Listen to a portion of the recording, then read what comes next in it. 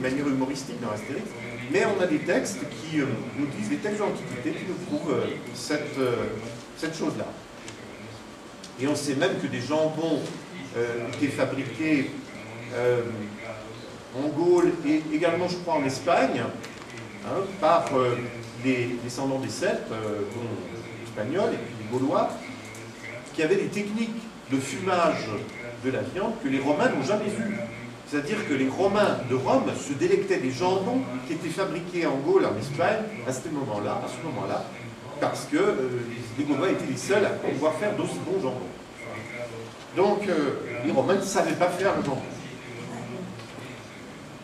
Donc, c'est un vieil usage, vous voyez, de la tradition celtique, ce qui nous montre que souvent, les traditions alimentaires remontent à un passé très lointain, parce que ces nourritures qui sont souvent des supports très identitaires, n'est-ce pas, des civilisations et des cultures, proviennent de longues traditions, souvent très anciennes, et qui se sont perpétuées à travers le temps, parfois avec une grande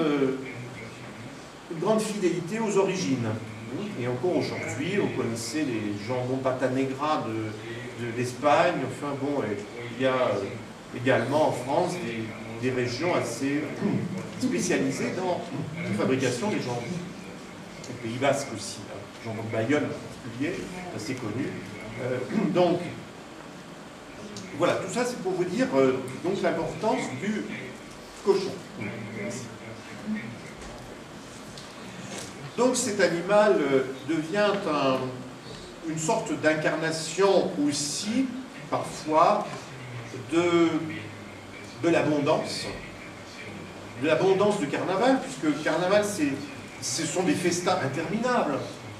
Ce sont des repas qui n'en finissent pas. Et il fallait beaucoup de viande, évidemment, pour servir tout le monde.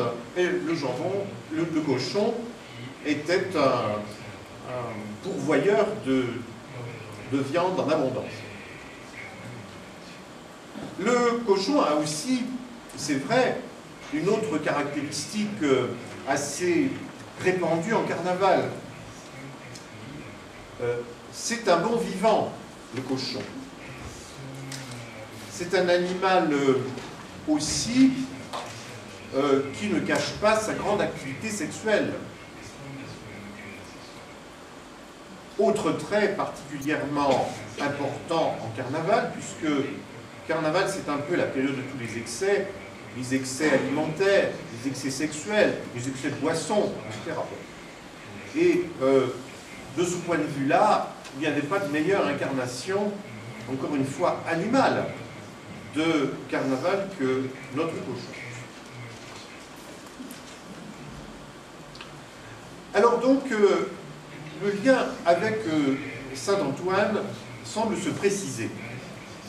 Le lien du cochon et de Saint-Antoine, ça devient